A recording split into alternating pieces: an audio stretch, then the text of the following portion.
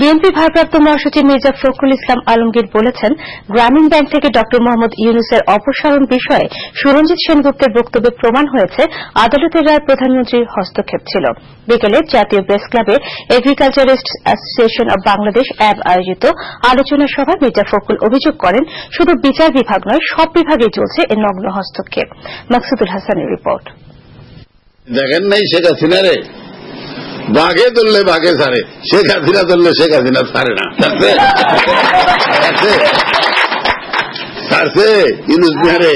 মঙ্গলবার সুরঞ্জিত সেনগুপ্তের এ বক্তব্যের কড়া সমালোচনা করে বিএনপির ভারপ্রাপ্ত মহাসচিব বলেন, ডক্টর ইউনূসের বিচার নিয়ে আদালতে কি হয়েছে তা এখন দিবালোকের মতো স্পষ্ট।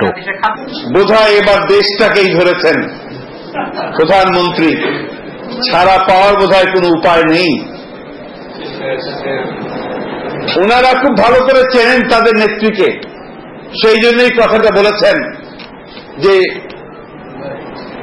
শেখ হাসিনা যদি ধরেন তাহলে ছাড়া পাওয়ার কোনো উপায় নেই। তার প্রসঙ্গে বলেছেন, ডক্টর ইউনূস প্রসঙ্গে। তাহলে তো আমরা ধরে নেব যে ডক্টর ইউনূসের যে বিচার, যে রায়, সুপ্রিম কোর্টের যে রায়, সবই আগে থেকেই ঠিক করা। মির্জা ফখরুল বলেন, গোটা দেশ আজ কারাগার, বিপন্ন দেশের গণতন্ত্র। তিনি বলেন, শেখ হাসিনা সরকারের কবল থেকে জনগণকে মুক্ত করতে ঐক্যবদ্ধ আন্দোলনে ঝাঁপিয়ে পড়তে হবে।